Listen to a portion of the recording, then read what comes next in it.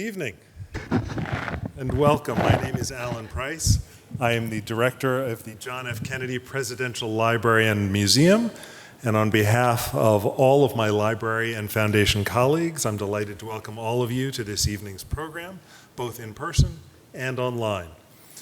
To open, I humbly begin with a land acknowledgement to recognize that the land on which we stand and sit was once stewarded by indigenous peoples. This is an institution that preserves history, makes history accessible, and challenges all Americans to engage in the civic opportunity and struggle of helping the nation grow ever closer to the noblest ideals of its founding. In accordance with that mission, I invite all of us to learn more about and learn more from our nation's history, including indigenous history, and contemplate how to honor and steward the land that each of us inhabits. This evening's program is presented as part of the Kennedy Library Forum series, and I'd like to acknowledge the generous support of our underwriters of the Kennedy Library Forums, lead sponsors Bank of America and the Lowell Institute, as well as the Mass Cultural Council and our media sponsor, the Boston Globe. We're so grateful to Arizona State University's Great Game Lab for their collaboration in this evening's program. Athletic activity was a keystone in Kennedy family life and became a subject of interest for the Kennedy administration as well. President Kennedy once said, "We do not want our children to become a generation of spectators. Rather, we want each of them to be a participant in the vigorous life." We'll learn a bit more about his reinvigoration of the President's Council on Physical Fitness this evening. So for now, I'll simply say how grateful we are to have this opportunity to explore President Kennedy's sporting legacy with our distinguished guests. You'll learn more about their work later in this evening's program, but I want to take a moment to welcome our speakers this evening.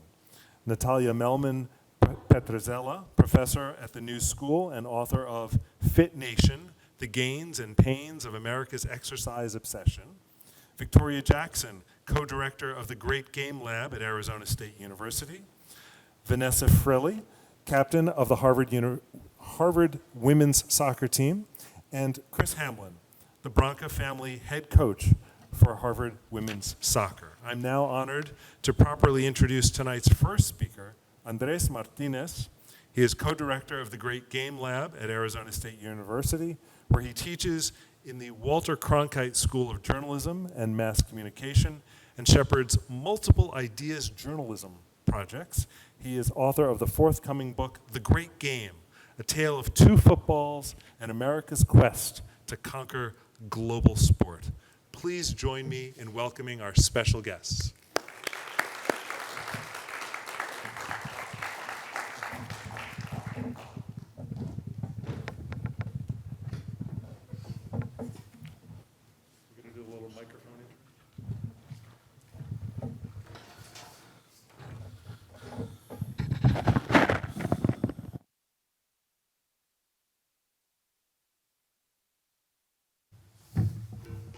Thank you, Alan.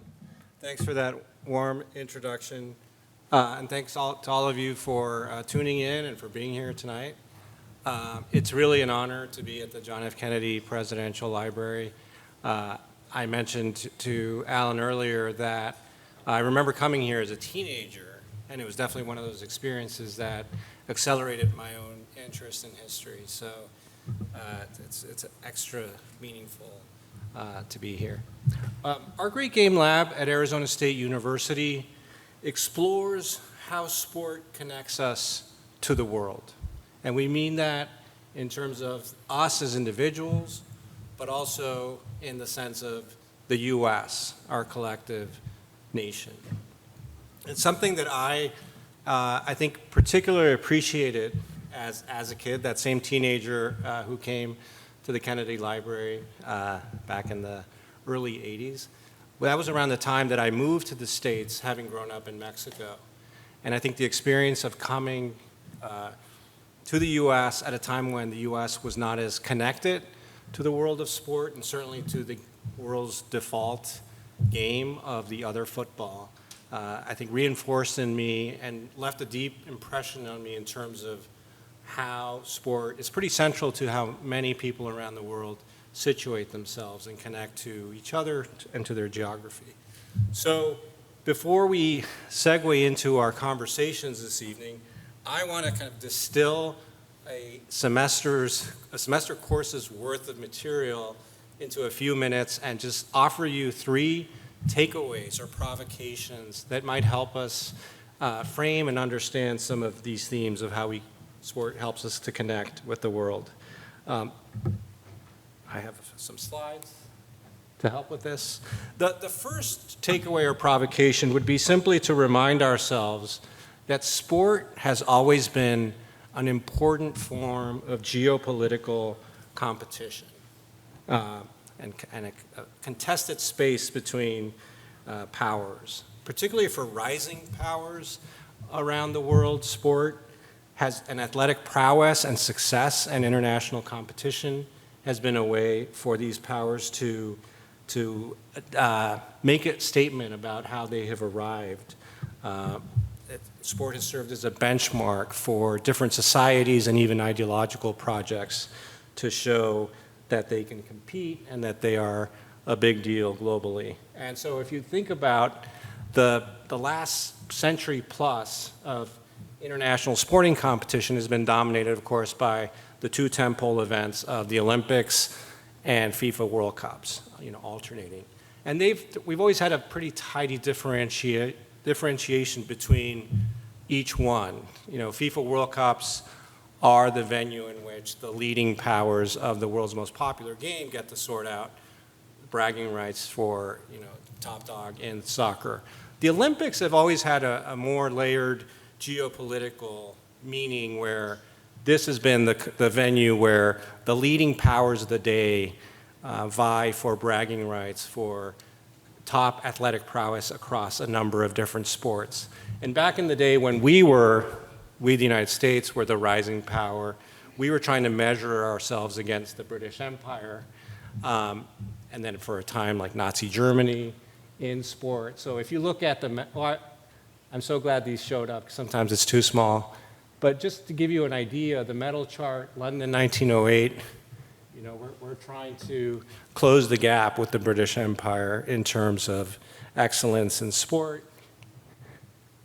Here's a scene of the very notorious and infamous and tragic Olympics in 1936, hosted by Adolf Hitler and the Nazis, that were also using sport, as regimes continue to do to this day, to say something, to prove their worth, right? And in that Olympic Games, we were trying to keep up with, again, we also have Germany, as the British Empire would have had in 1908, having a home field advantage.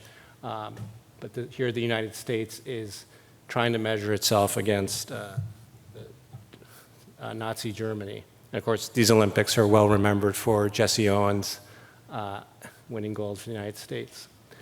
But of course, when we think about sport and geopolitical competition, most of us, our minds tend to go to the Cold War era and the years, that are that the Kennedy administration was certainly a protagonist in.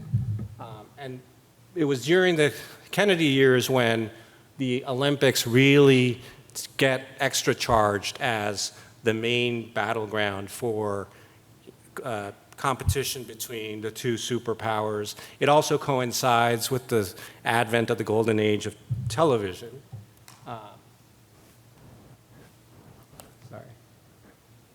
And we also need to remember that these were years of anxiety and concern about, the possibility of nuclear Armageddon, which renders conventional actual warfare, rather obsolete. And that also serves to create a space where sport becomes the main proxy, the main field where these competing ideological blocks can compete. Here is a shot of young President Kennedy being tested by Nikita Khrushchev at their first summit in Vienna. There had been concerns about it was hotly debated whether there was a missile gap with the Soviet Union, but of course this was part of President Kennedy's campaign in those years.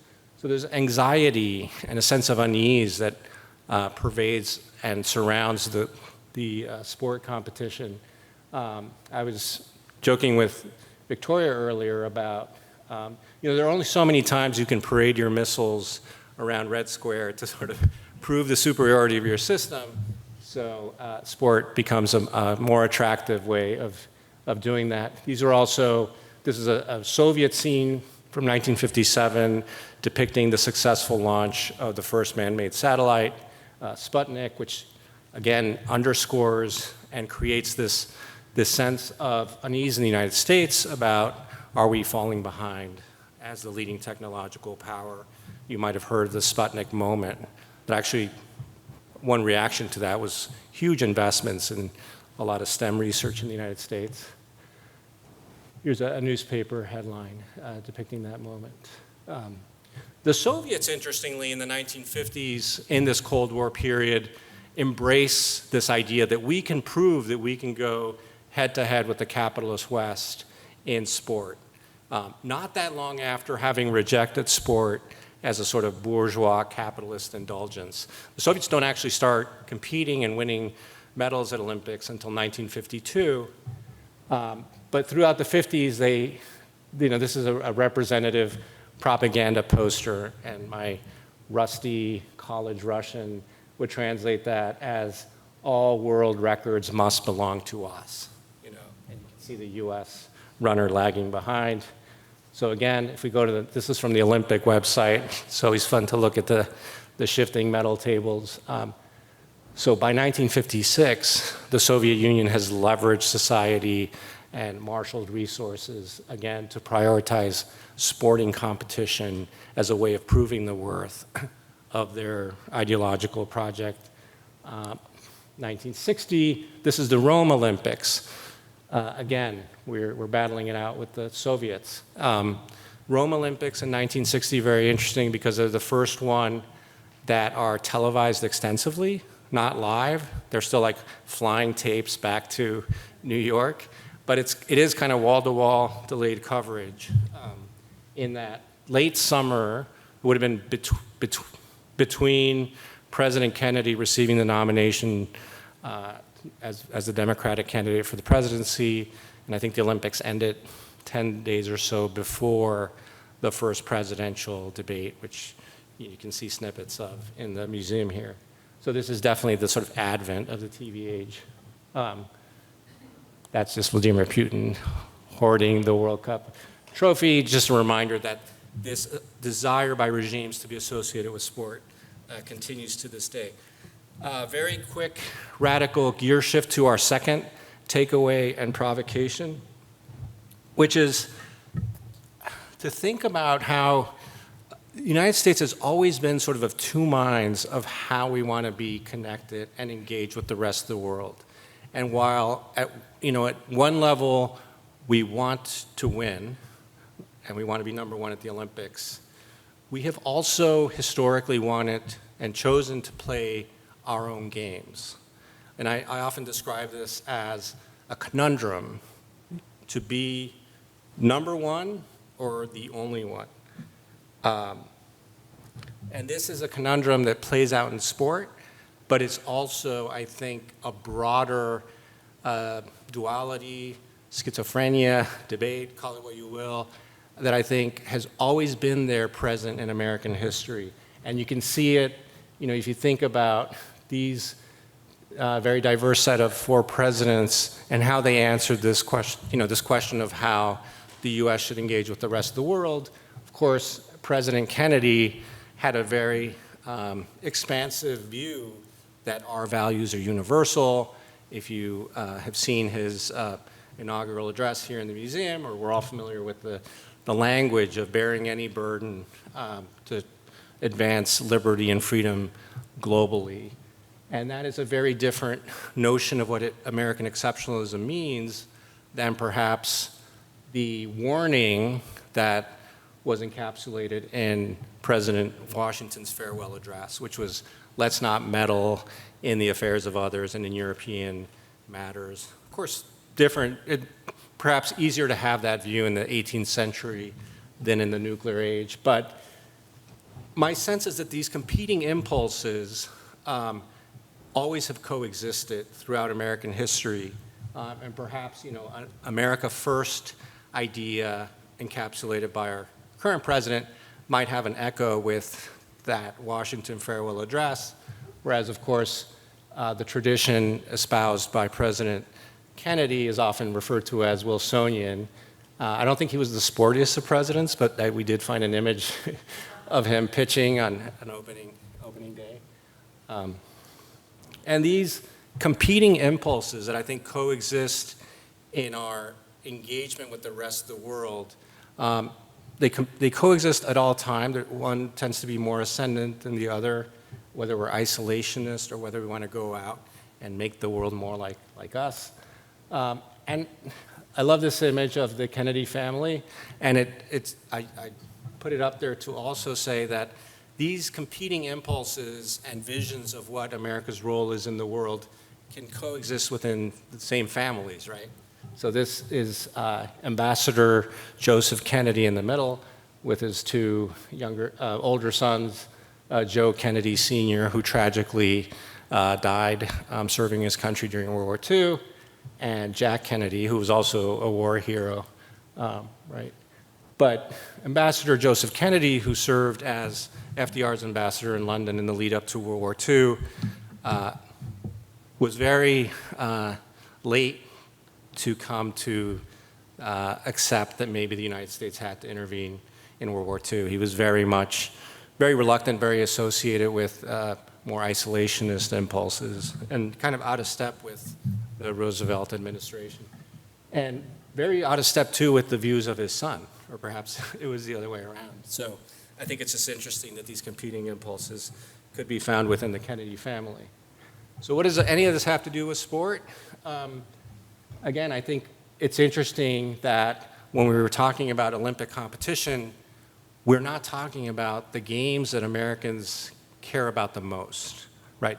If we're taking on the Soviets, we're all going to tune in, back in the day, maybe China today, great power rivalry. We would all tune in to watch a series of coin tosses between the two superpowers, right? Because it's like, what matters is that medal count and the result. But the thing that struck me as a 15-year-old who came here from Mexico in the early 80s was it seemed a bit odd that we were a country that proclaimed the winners of our domestic sporting leagues world champions. So no offense to the Boston Red Sox, who played a World Series, but that just reflects the fact that these were games and sports that we had very consciously in the late 19th century kind of carved out as a way to underscore and heighten our exceptionalism. And even this term American exceptionalism, which I had in the previous slide, reflects this ambiguity. Are you exceptional because you are apart, or are you exceptional because you are superior? And I think that ambiguity plays out in sport. I'm old enough to remember the emotion and the excitement around the dream team at the '92 Olympics.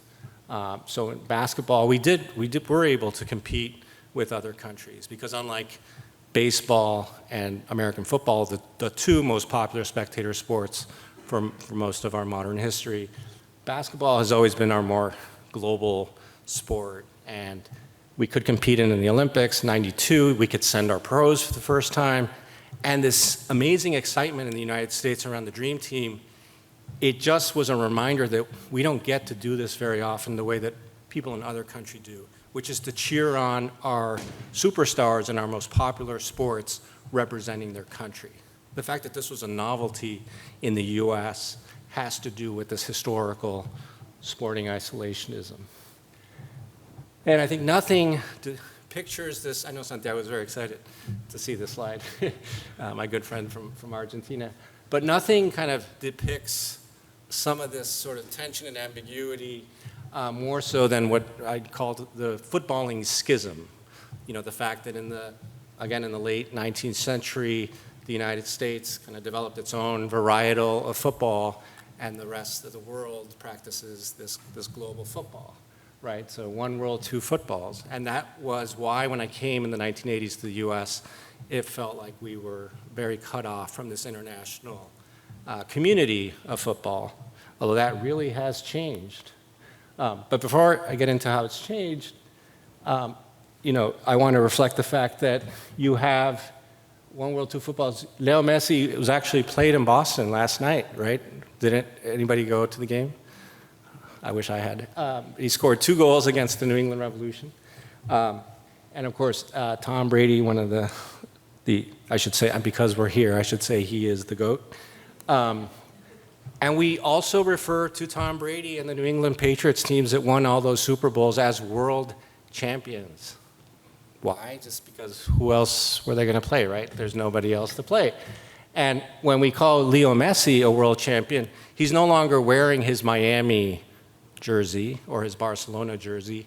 He is a world champion because in the last World Cup, representing Argentina, he beat France in the final. Now, poor Tom Brady has never been able to play for Team USA. He's never been able to wear, let's think about it. He's never been able to wear America's uniform because they don't play internationally. The Olympics in LA are for the first time going to have touch football. But I think it might be too late for Tom Brady. What I tell my students often is we're the only country in the world where the stars in our most popular spectator sport don't get to play internationally. They don't get to represent their country. I think we all kind of know this, but we don't stop and think this is fairly unusual, right? But we are now becoming more connected to this international game of football. If our 2 varietals of football kind of split in the late 19th century so the U.S. could express its difference in a more pronounced way through sport, it's almost like we're now seeing a convergence where things are coming back together. And I think a lot about this when I think about the difference between what was going on around the 1994 World Cup. I happened to go to one of the games at Foxborough then, and the next summer's World Cup in 2026, and how different our relationship to this game is. Again, I showed Leo Messi playing in Boston last night. Actually, that image is not of last night, but he played here last night because as a result of the 94 World Cup, there is now a domestic league in the US. And of course, the New England Revolution was one of the 10 founding teams. And so what changed? What accounts for the fact that we're now more connected? And this is the subject of my book, but I will try to summarize it in 20 seconds by saying, I think there were 3 protagonists that really connected us to the global game. It's the rise of the women's game in the US and the US taking the leadership on the women's side post-Title IX. And I think those remarkable generation of US women's national teams really naturalized the game American. They took the foreign sort of edge off the game in a way that nobody could have anticipated or planned. Certainly nobody's sitting in Zurich at FIFA headquarters thinking, how are we going to get the Americans into soccer? That was not their plan because they weren't terribly excited back then about women playing soccer in the first place. And then similarly, the role of immigrants and the changing demographics in the US, I think helped raise the profile of the game. And then there's the factor of globalization, and you might almost call it like the corporate imperative. Big multinational brands like Coca-Cola or EA Sports needed to be associated with a sport that had global reach, not just sponsoring sports that were going to appeal to 25, 30% of the world's purchasing power. And now part of this convergence is the sports operators and industry themselves are globalizing. I love this image of global football being played in hallowed American ground, right? It doesn't get more quintessentially American than Fenway Park. And of course, many of you are already recognizing that this isn't a coincidence, that it's Liverpool playing Sevilla in Fenway Park. Why? Because we're now so closely interwoven through globalization that Liverpool, the iconic, most successful team in English footballing history, is owned by the same family, conglomerate, and partners that own the Boston Red Sox, right? So the latest development in this globalization of sport is the creation of multinational, multi-sport conglomerates, so Fenway Sports Group. And there's so much more of that happening. I mean, next season, a majority of English teams are US owned. So we can talk about that later at the reception. I'm definitely want to now segue to the conversation. So I just wanted to sort of throw out the headline for my third and last takeaway provocation when we think about the importance of sport in connecting us. And that is that sport has become the most important form of media. I talked about how it was once and continues to be important in terms of geopolitical contests. And I talked about how sport was a way for us to differentiate ourselves from the rest of the world and maybe now come closer together. But this third provocation is to just state that sport has become the most important form of media, and that's why its importance and the values associated with anything having to do with media continue to rise. And you're all wondering why. Is there a slide of cheers up on the screen? As he's talking about sport and media. This isn't just me pandering to the local crowd. Those of us who are old enough to have watched Cheers when it first aired, when this show was on in the late 1980s and early 90s, 25, 30 million people would gather Thursday nights at 9 o'clock to watch this 30-minute sitcom about a bar in Boston where everybody knew your name. And I show my classes TV ratings from back in those years in the early 90s. And on any given week, there might have been 1 or 2 NFL games that were in the top 20 most watched shows. But those lists tended to be dominated by sitcoms like Cheers and Friends and Seinfeld, and the dramas that would come on after, like ER and NYPD Blue. And to appreciate why sport now is the most important form of media, think about how that's changed. Here is a Sportico chart of the 100 most watched TV programs in the United States last year. There are 0 sitcoms and 0 dramas. There's tons of awesome TV being made all the time, we all know that, but we stream them on our own time, right? The only thing left that can aggregate 25, 30 million people simultaneously is live sports. I just recently streamed Breaking Bad. It was fantastic, and it was as fantastic to me as it was to the people who watched it 10, 12 years ago when it first came out. I am not going to stream games from the 2014 Brazil World Cup, right?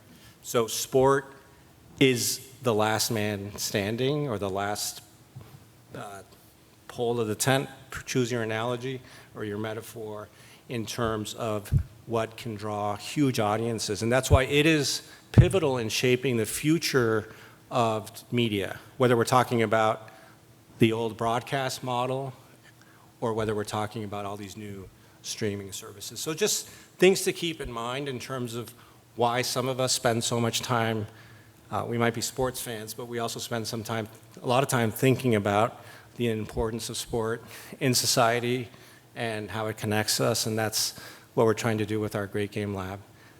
So now I'd like to invite my co-director, Victoria Jackson, to come up. And Victoria is also a member of our history faculty at Arizona State University. She's a former professional athlete who actually won a national NCAA championship while a PhD student at ASU, which you're probably the only person who's ever done that. But anyways, please join me in welcoming Victoria, and I'm going to hand the baton off to you.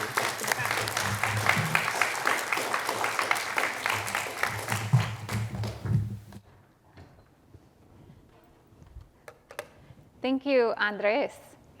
Hi, everybody. I'm gonna kind of transition us into our first conversation by kind of reflecting very quickly on what Andrés just said, which is, we had this competition with the Soviets, and that was a big challenge facing Americans in sport. We saw that, after the Soviets enter the Olympic movement in the 1950s, but we're kind of facing another battle by the 50s and in this kind of post-World War II era. And that is kind of the battle of the bulge and our waistline bulges. And that's the other great challenge facing Americans that's kind of seen as a crisis, particularly among middle-class, white-collar, working suburban Americans. This is both the sedentary nature of desk work and post-war prosperity and the conveniences of modern life, like the automobile and technological advancements in domestic work. It's making Americans dangerously unfit, and as JFK famously called them, soft. This wasn't frivolous stuff. Americans were facing what felt like an epidemic of heart attacks, and chronic back pain, believe it or not, was like a new phenomenon. It wasn't a common affliction until this point in history. Modern mid-century Americans were kind of unknowingly participating in a grand experiment of taking bodies fit for movement and physical work and plopping them into a seated position for hours and hours per day. And so we're really lucky to be joined tonight by an expert on this history, Natalia Mehlman Petrzela. She's here to explain fitness history and John F. Kennedy's role in mobilizing Americans to get fit. So please welcome to the stage Natalia Mehlman Petrzela. Natalia is a professor of history at the New School and author of multiple books, including Fit Nation, The Gains and Pains of America's Exercise Obsession. It's here tonight at the library if you'd like to buy a copy.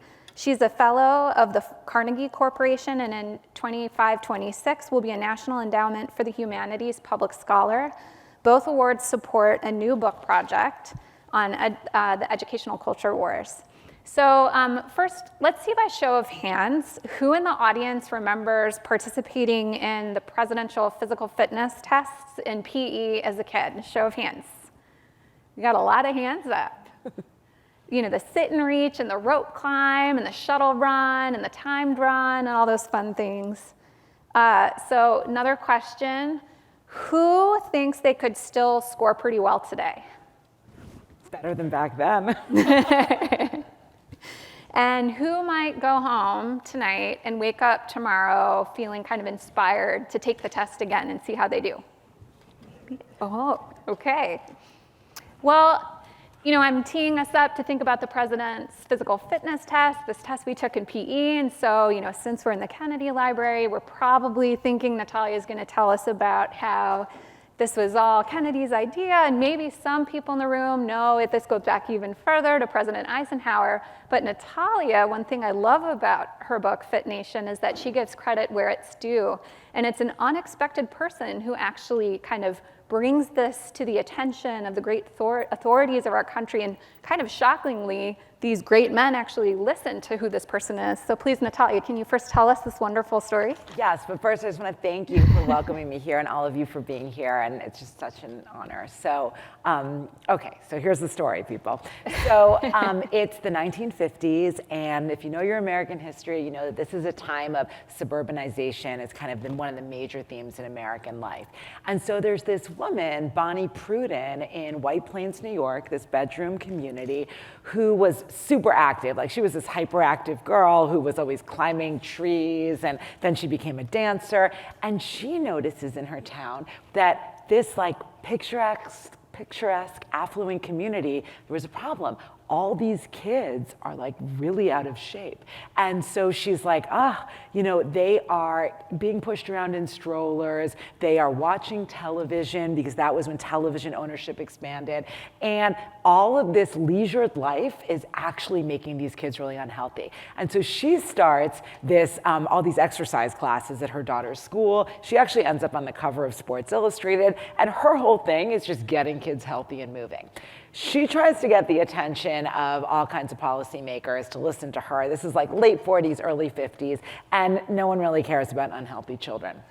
Until, through a story I diagram in my book, but it's a little long for tonight, she gets people to listen by getting them to realize that this is a national security issue. So this battle of the bulge, which is literally about soft bodies, actually gets to the national spotlight because she connects it to the danger that American kids might be too unfit to fight. And so before we get to Kennedy, I'll just say there's this amazing kind of like historic luncheon where she shows up at the White House and President Eisenhower and Vice President Nixon are there, and she gives this presentation, and they've brought all these athletes in as well to listen.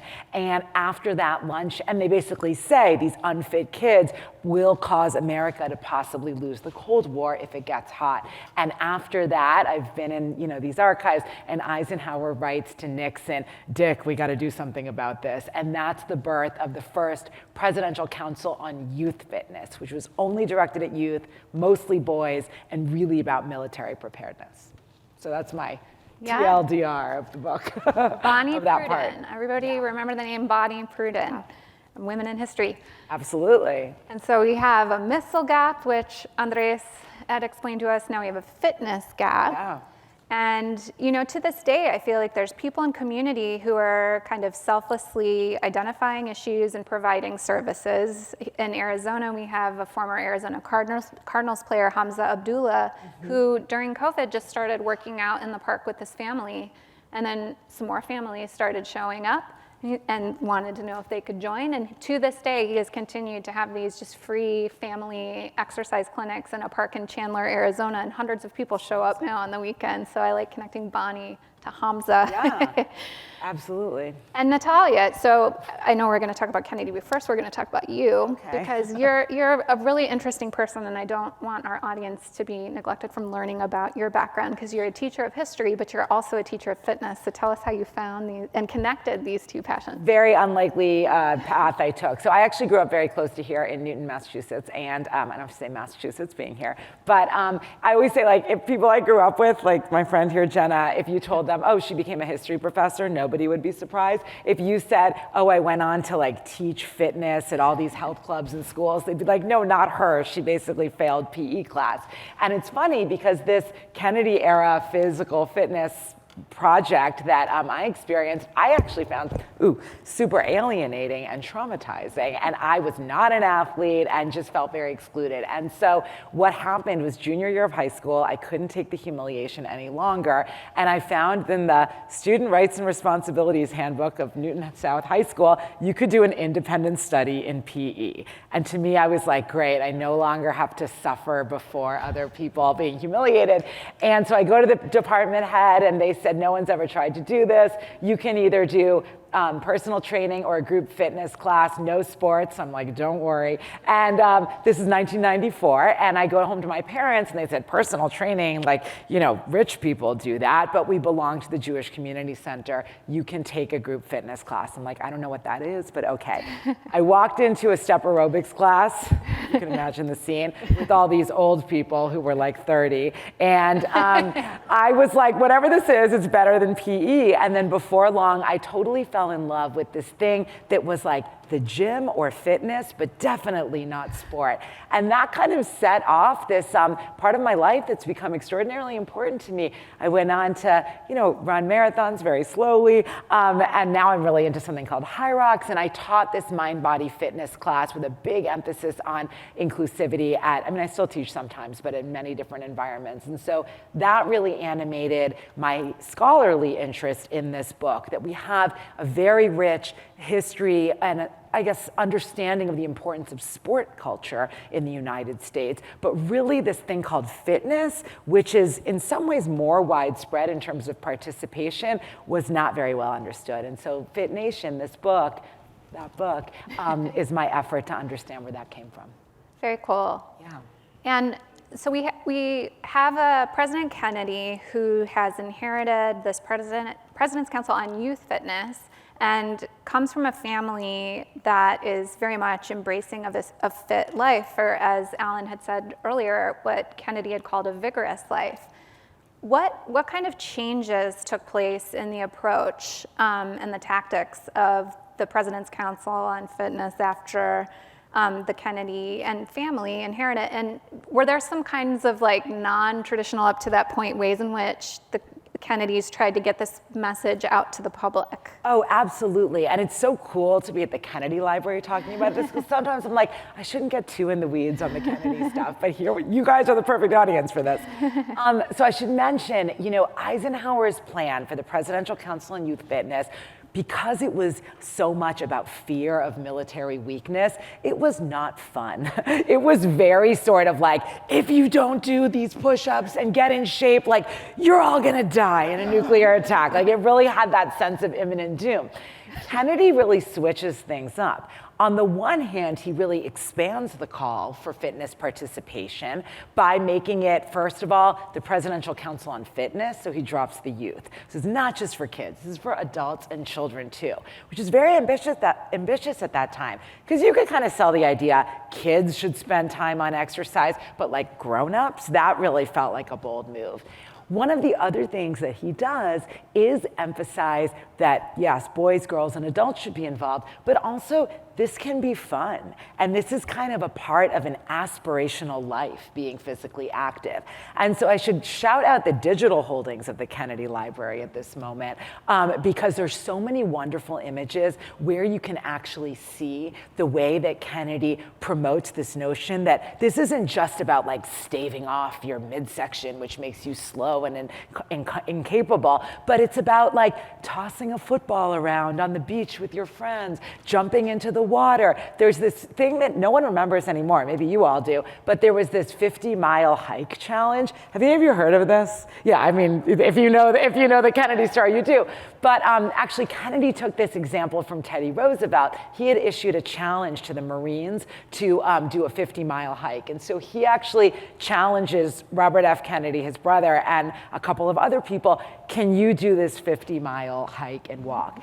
And he did it, and it was like a big media event. And this inspired these 50-milers like all over the country. And there's still places actually outside of the US where this happens.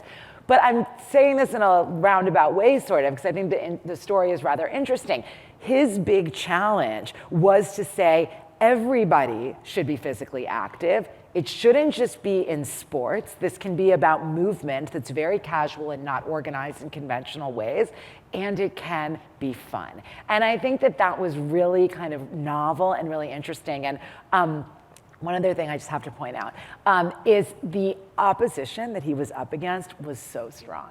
And it came in two forms primarily. One, there were all these Cold War education people who were also very scared about American, threats to American superiority, but they were like, we shouldn't be worried about sit and reach tests and flexibility. We need to be studying science and math. And what's so interesting is they really saw those two things as totally different. If you are focusing on physical fitness, like your brain is literally not going to be stimulated. It's so different from today, how we see them connected. One other thing, and then I know you have a lot of good questions, but this is really interesting in understanding the tension between understandings of sport and of fitness. So it was an uphill battle for Kennedy to champion fitness, not sport, and he got mocked for it endlessly. There's like, it's here somewhere, but someone made him like a bodybuilding statuette that said Kennedy, like, oh, you're just this like bodybuilding guy. But one of the things that he did is he often said to school districts, don't invest too much in your athletics department, because that cultivates elite kind of celebration and elite participation and this culture of problematic spectatoritis. Most kids will feel, if I can't be the best, I should sit here, cheer on the football team, cheer on the fastest runner, and not participate. Instead, you need participatory recreation and fitness. And so one thing he did to do that was he actually had to get sports figures on board to be like, no, this is cool. This isn't sort of, weak and, not worth your time. And so one thing he did was that he got Bud Wilkinson, who was this legendary American football college coach, to be one of the first champions of this project. And that, I think, it's just very illuminating to understand the way that sport and fitness were seen as even in opposition to one another.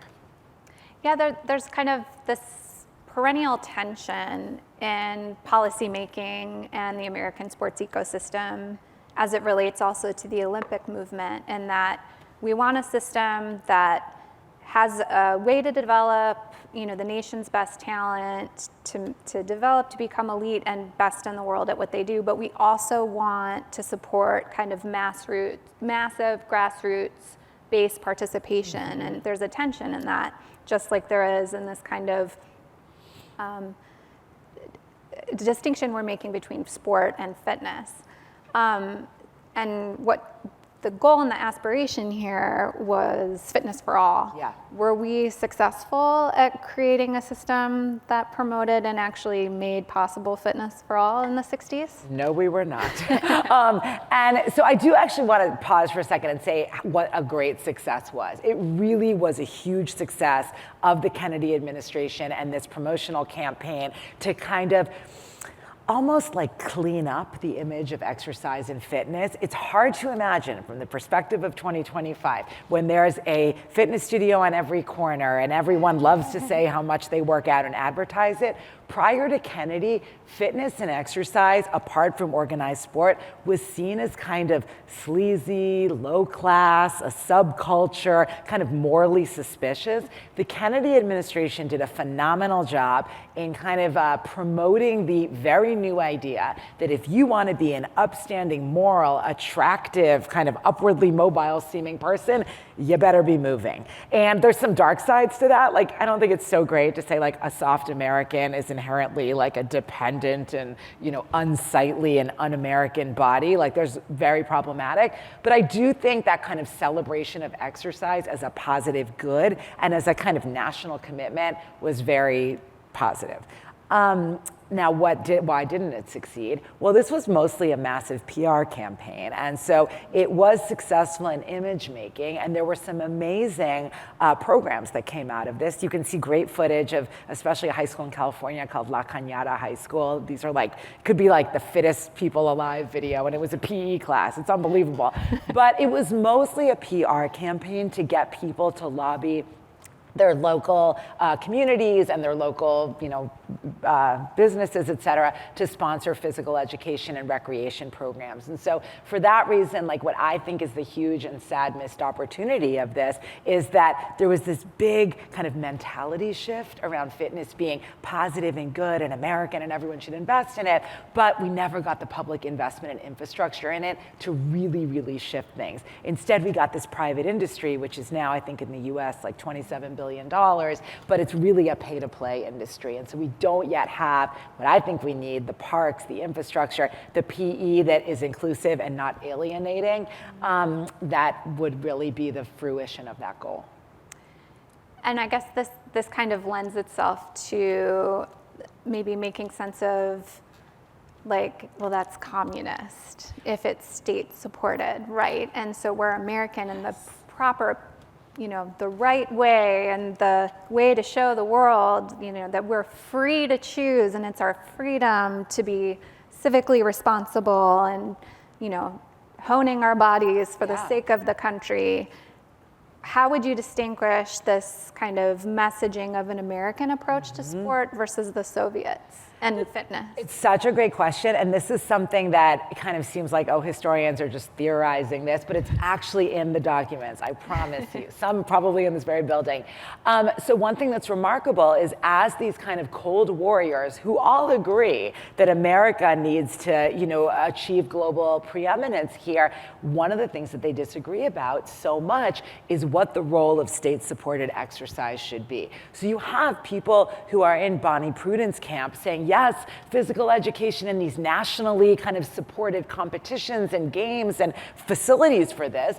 And one of the biggest oppositions was that's totalitarian stuff. This is America. We don't tell people what to do with their bodies. That's all these people marching together in matching outfits and under the command of some state-paid bureaucrat. That's something we see either in fascist Germany or in Soviet Russia. We don't want that. exercise is an American and individualistic thing. And you really see this, again, very explicitly come out in the sources. So as I kind of track that missed opportunity of a kind of robust public infrastructure, the other thing I'm tracking is the rise of the fitness industry. And there's this guy named Vic Tanny. It's actually two brothers, Vic and Armand Tanny, and they are famous for a few reasons, but one of the things that they do is they establish the first chain gyms in the United States. And they are like hardcore cold warriors. And it's so interesting that one of the ways that they talk about the kind of like nobility of their project, and they're profiled in Life magazine, I mean, this is mainstream stuff, is they say like, this is America. I have a gym that not only I started through my kind of, work ethic and my capitalistic strength, but also this is the place where you go to self-fashion, to make yourself, to pull yourself up for the bootstraps, to turn yourself into the man, or to a lesser extent, woman, that you want to be. And what's more American than that? And I think that that ethos of exercise as a form of self-fashioning is so, so powerful and stands in contrast to this path not taken of exercise as this collective national endeavor, which is less about the individual. That's awesome. Yeah. So for the sake of time, Yes, sorry. one last quick question. Based on your research of exercise and also your life of fitness, could you leave us with one piece of advice tonight? Oh my. Two small pieces of advice. Two's One great. policy-ish, one personal. Good. Fair? Okay, the policy advice piece that I would say is to keep advocating for these publicly accessible opportunities to exercise. One of the biggest fallacies in, I think, contemporary exercise culture is like, if people aren't fit, and by the way, like 80% of Americans don't get the recommended daily amount of exercise, one of the biggest fallacies is that that's a failure of individual motivation, and I don't believe that. Yes, it takes motivation to get off the couch, but guess what? If you don't have well-lit parks or safe streets, or you have to drive an hour and a half each way to work because you can't afford to live near work, it is much harder to summon that motivation, perhaps impossible, to get out the door and exercise. So that's the first thing I would say, policy. Personally, only because I always get asked, like, I just need to get started. No opportunity is too small to make it worth it. There's research that shows that walking 11 minutes a day, if you're starting from sedentariness, which many Americans are, is worth it from a mental and physical health perspective. So no time like the present. Well, thank you so much. Thank Natalia. you, That was and thank you wonderful. all for being here. Thank you. Glad to be here. Thank you.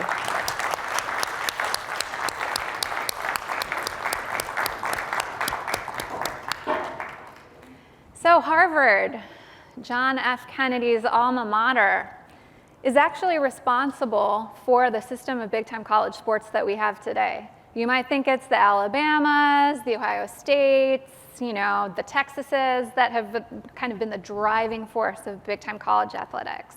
But we really should credit turn of century, 19th to 20th century Harvard with saving college football, and because of saving college football, kind of creating the infrastructure for the growth of big-time intercollegiate athletics we have today, because it's really fueled by college football history. And in this kind of turn of the century period, the first college football game was really soccer. They were kicking the ball, you scored more with your feet, you did not pick up the ball and throw it. It was soccer football. And through a series of rules changes kind of provoked by this crisis facing the game, because there were many deaths in 1905, it's the origin story of the NCAA, Teddy Roosevelt invites the president and head coaches of Harvard, Yale, and Princeton to the White House, and he's like, you gotta figure this out or we're gonna stop playing football. It is Harvard. It's Bill Reed, the Harvard football coach, and a very reluctant, critical president of Harvard, Charles Eliot, who introduced rules changes that make American football. The throwing of the ball to open up the field, to put defensive players spread out more on the gridiron. And those rules changes are really what set the course for US on this different pathway that Andrés talked about earlier, this new course where Americans play American football, and that's how men prove their manliness. and while the rest of the world is playing global football, soccer football. And, so it's a Harvard story. Walter Camp and Yale are credited, Walter Camp is known as the father of American football. He did not like the forward pass. He liked these scrums that were so dangerous. So it's a Harvard victory and story which saved the sport that we know today. But those intercollegiate athletic departments were male-only spaces for nearly a century. We have 100 years of college sports history at predominantly white institutions. HBCUs, historically black colleges, did a much better job of providing competitive elite intercollegiate sporting opportunities for women students. It's a male-only space, and by the 1960s, women students who are craving these competitive elite sporting opportunities start to get more successful in advocating for support of their sporting opportunities supported by women's physical educators. And what's kind of happened, especially spurred by the passage of Title IX of the Educational Amendments of 1972, is that this principle of gender equity in schools now has the force of the law. And these women who are advocating for more competitive elite sporting opportunities can point to that and demand that their schools support them. And because the men are playing Bill Reed's version of football, throwing it, it opens the door for women to play the global game, the global football game with their feet. And so we have an opportunity for American women to embrace the global game and play soccer, and then the world's athletes to come and play in American colleges because they face so much resistance to women playing soccer elsewhere, where it was still the sport where men are proving their manliness through that game. So to connect these dots, we're so fortunate tonight to have two members of the Harvard women's soccer team, Harvard's captain and Harvard's coach, Vanessa and Chris. So if you could come up to the stage and I'll properly introduce you.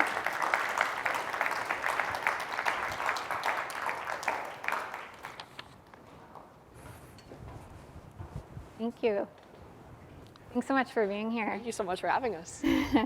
So Vanessa Frelli is captain of Harvard women's soccer team, and as a youth was a member of Canada's youth national teams from U15 to U20. She has international experience helping Canada to qualify for the 2022 U20 World Cup, training with the Olympique Lyonnais U19 Academy, and competing in the finals of a Gatorade 5v5 tournament in Madrid, Spain. So all over the world, the soccer has taken her. And Harvard head coach Chris Hamblin is the Branca family head coach for Harvard women's soccer, embarking this fall on his 11th season leading the Crimson in this role and following an additional 5 years as assistant coach. A native of Bristol, England, Hamblin played goalkeeper at Boston College and has enjoyed a long and successful coaching career in the States. So let's start with you, Vanessa. I'd love to hear about your journey to Harvard and you and teammates from, England and Spain and Denmark and Iceland and Australia and Germany. Why did you and your teammates choose to come and play in the American collegiate system and for Harvard?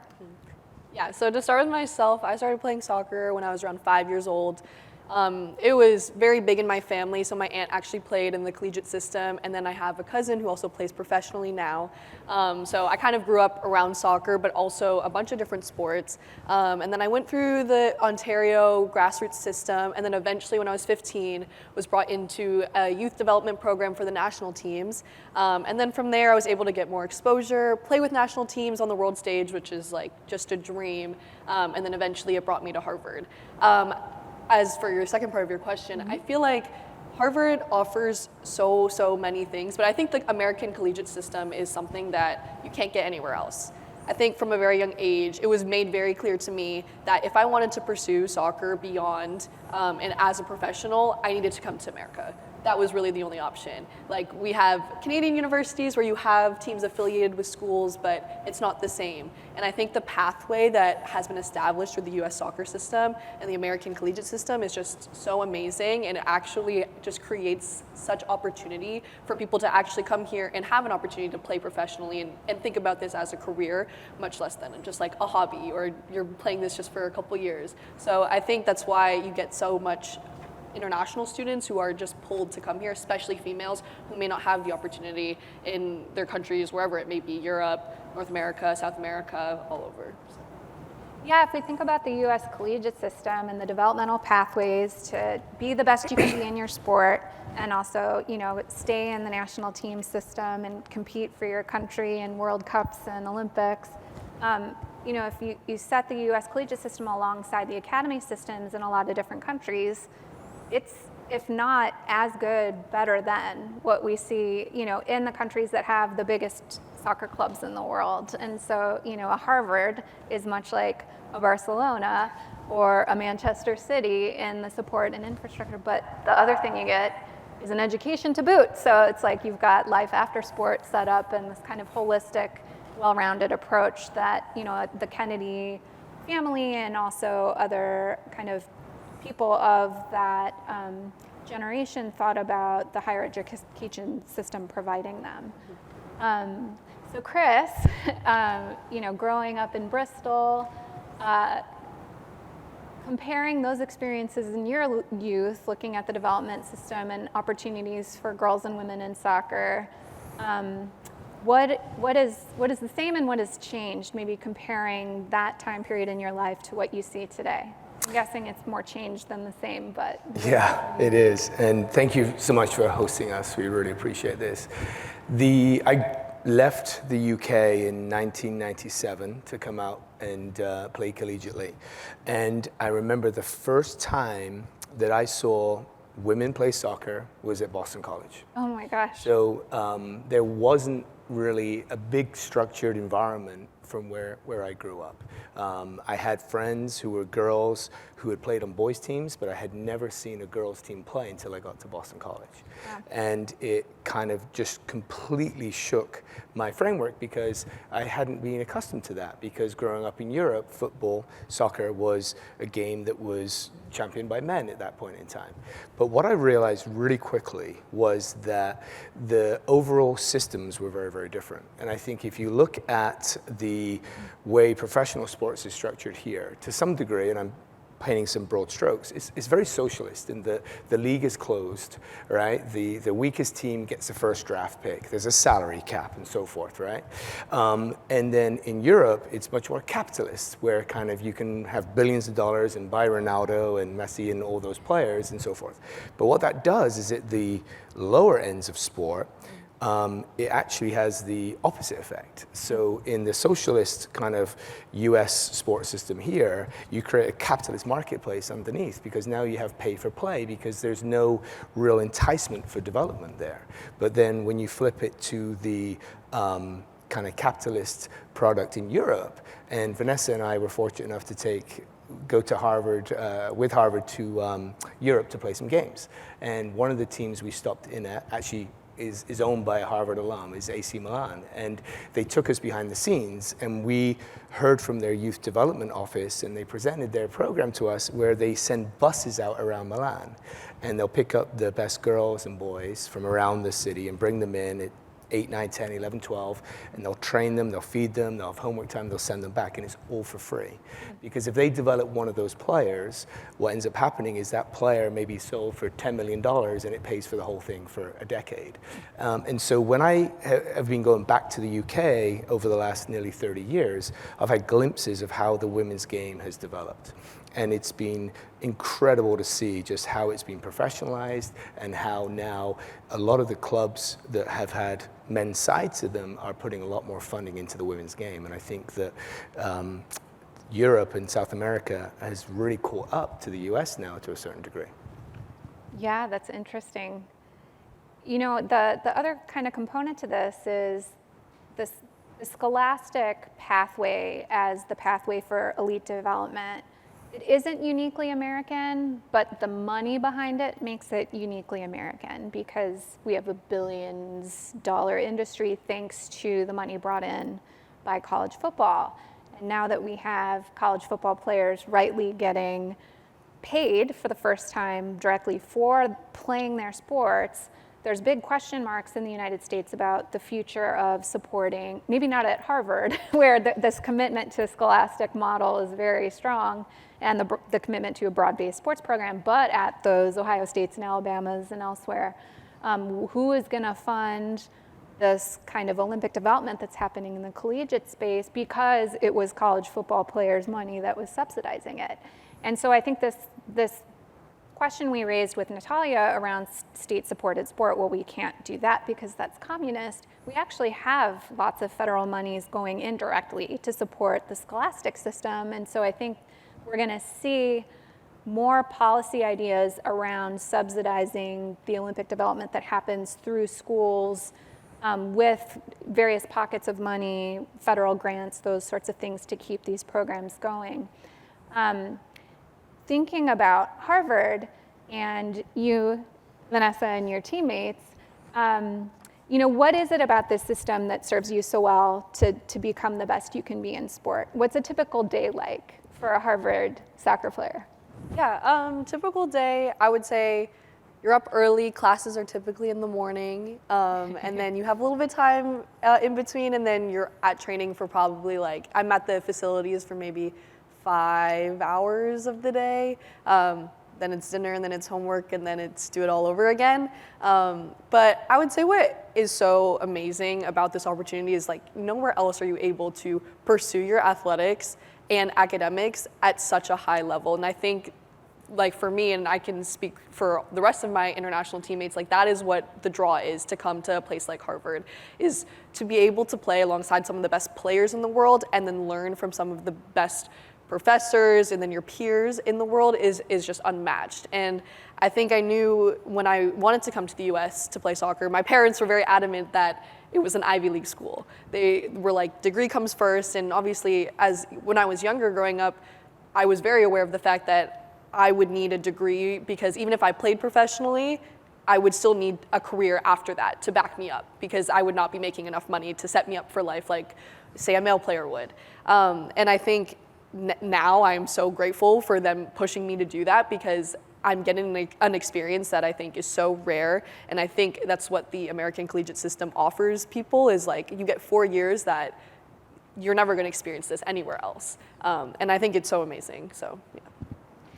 What you said is something that Abby Wambach said, a longtime U.S. women's national team player, a big goal scorer at an ESPYs, where she earned some Player of the Year award alongside, I think it was Kobe Bryant and Peyton Manning. And she, in the moment of receiving that award, recognized that those two didn't have to work another day in their lives if they didn't want to, but she would have to. And that being the difference between the state of professional sports for men and women in the US. The collegiate space has really kind of launched this investment and recognition belatedly that women's sports are excellent too, including professional sports. I think we would be remiss to not mention the Boston Legacy, the new NWSL team that's going to be starting play next year, in addition to the New England Revolution. And very excited for you all to have a professional women's team in the city here. Thinking about that and the belated investment in women's professional sports, you mentioned the perennial, historic big men's clubs very belatedly also recognizing, actually we're leaving money on the table if we don't also have a women's team and also actually invest in it to give them the support to be excellent because people want to watch excellent football regardless of gender. What role do you think historically that Title IX and the American collegiate system has played to kind of launch this elsewhere, both in the US but also elsewhere?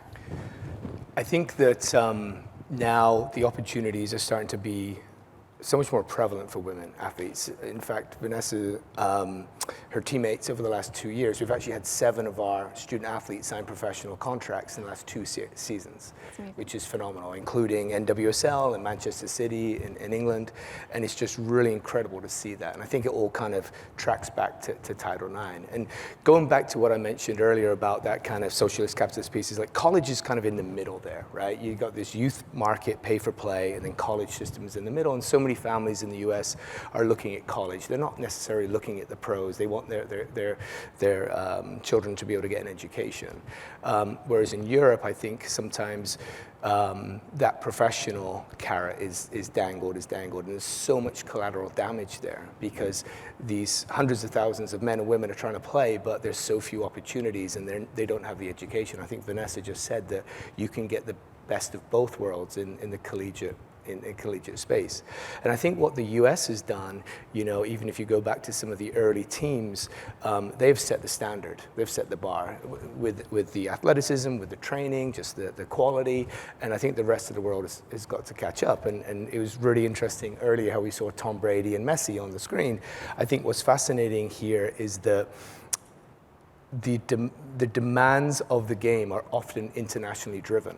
And what I mean by that is if you were to take Tom Brady and Messi, two billionaires in their respective sports, and I don't know this for a fact, but I would imagine Tom Brady played Pee Wee football, and then maybe he was coached by his science teacher in middle school and a math teacher in high school, and then he went off to college, and now if you just think about what's demanded to be an elite level soccer player, the middle school teacher and the math teacher aren't going to cut it.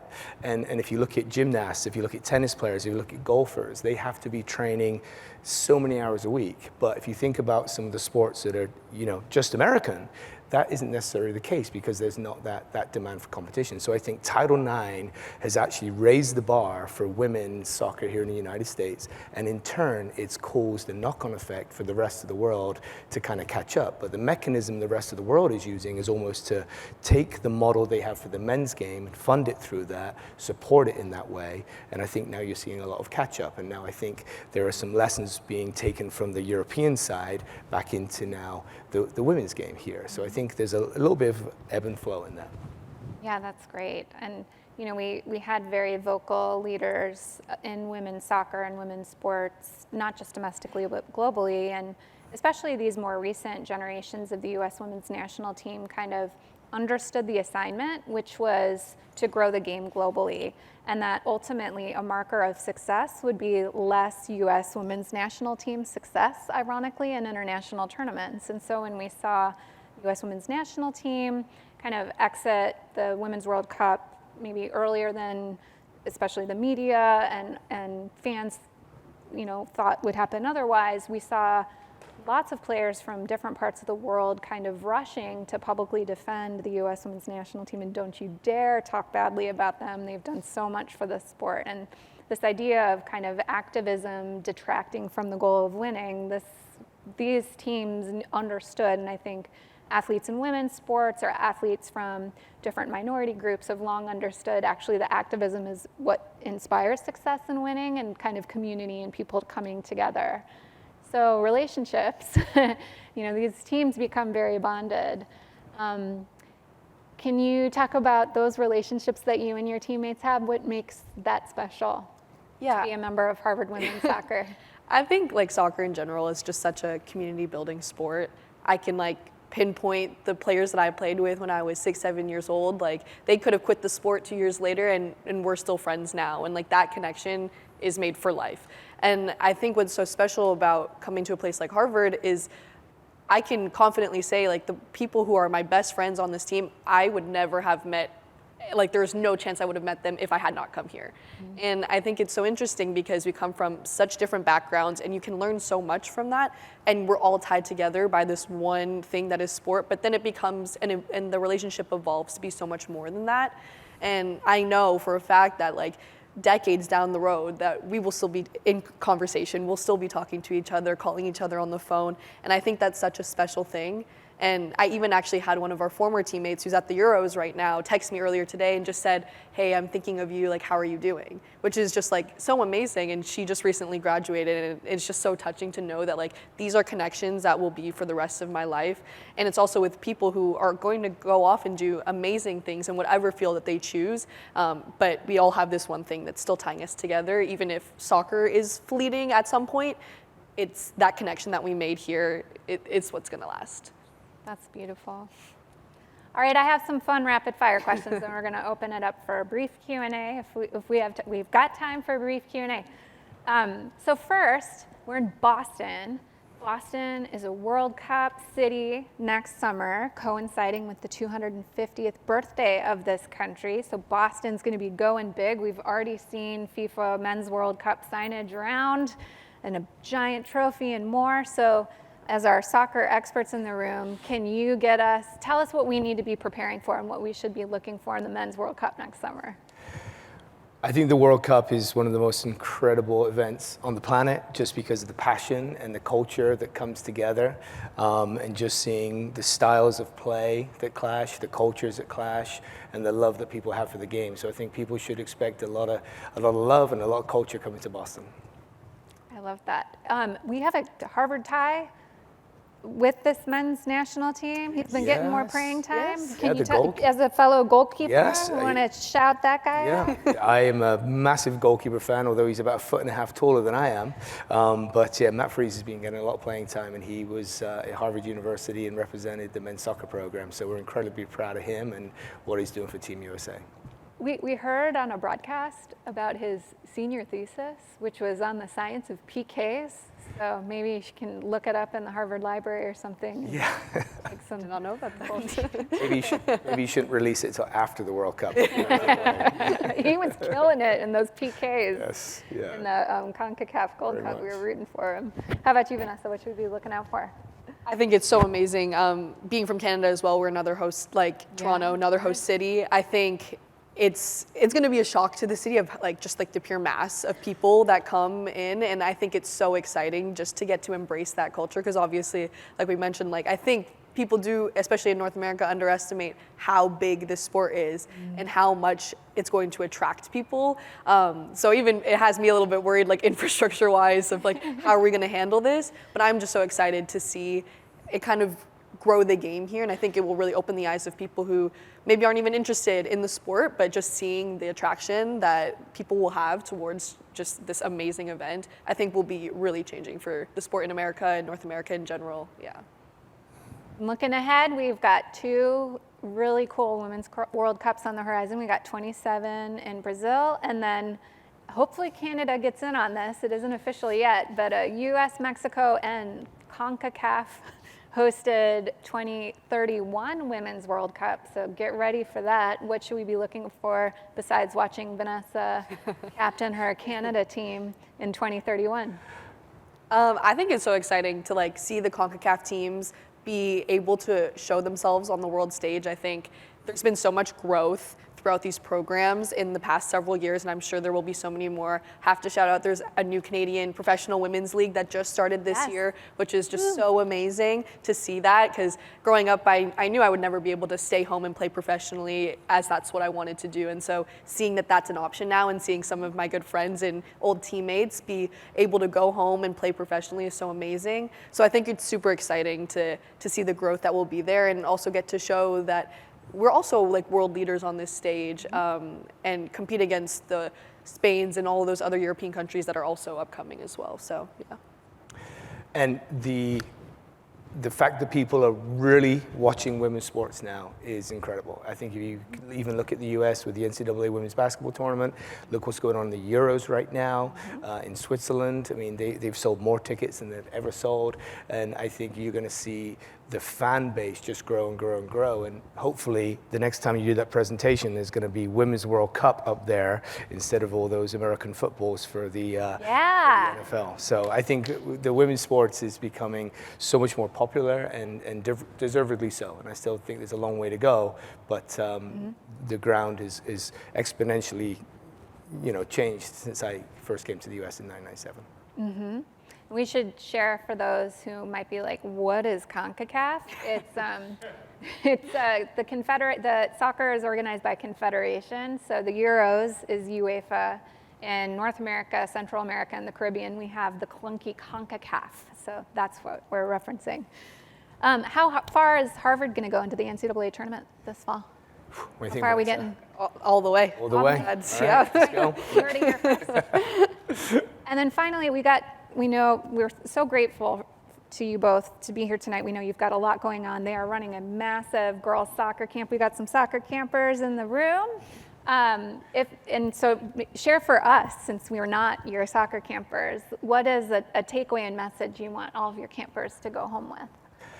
I think that participating in sport is one of the greatest things you can do because, as Vanessa just articulated, you're going to make friends for life.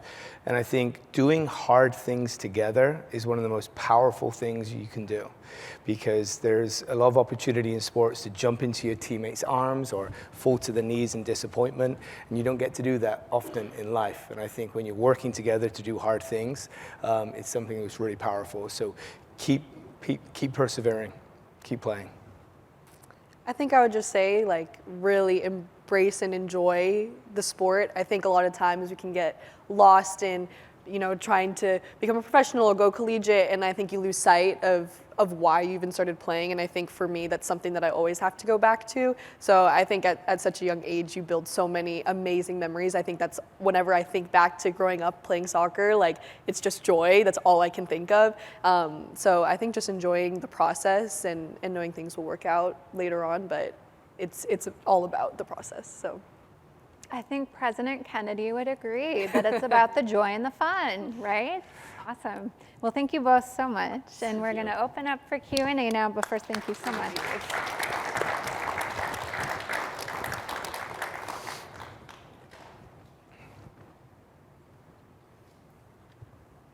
Natalia, why don't you come and sit here, and you can field questions too. Are we cool with that?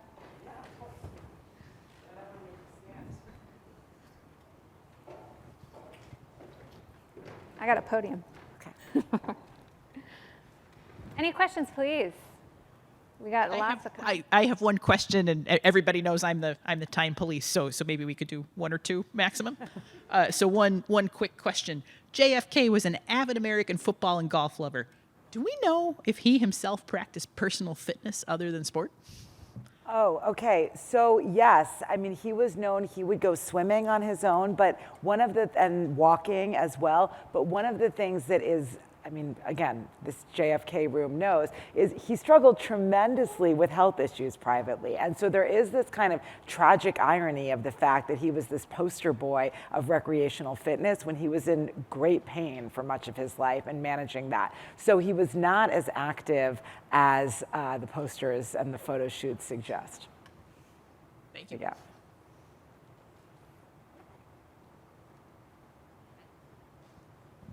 Hi.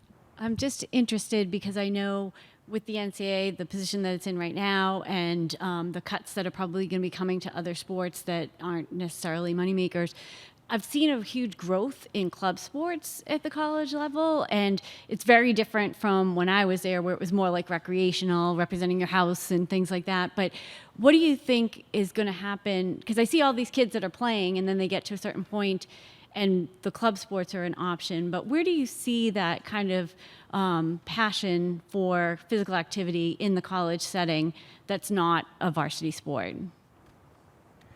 I was going to say, Harvard, as many people know, have the house system and the Strauss Cup, and the houses compete against each other in many, many different sports. And I think Harvard provides incredible opportunity for participation in that way. And each institution is slightly different, because what's happening more and more now is the level of professionalism in the youth marketplace is such that players are getting excluded more and more and more. So there's fewer and fewer opportunities at the highest level. And so I think that there is a lot of room for club sports to grow, not only in institutions, but also just geographically in little pockets. And sports such as pickleball and ultimate frisbee and frisbee golf and so forth, those sports are kind of growing so people can participate. But I think the campuses and the universities have an opportunity and obligation to maybe support their students in that participation as well. Right. No, thank you.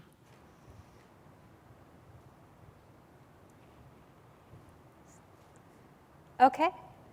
I think that's it for questions, but we're going to stick around for the reception. First, I'd like to thank Liz Murphy from the library for all of her wonderful work for this event tonight. Thank you so much. And also Isabel Migoya from the Great Game Lab in ASU, one of the event planners. Big help. Thank you all so much. Thank you all for being here. This was wonderful. And especially thank you to our speakers. So grateful for your time today. Thank you so much. Thank you. Have a good night, everybody. And stick around for the reception. Thank you. See you soon.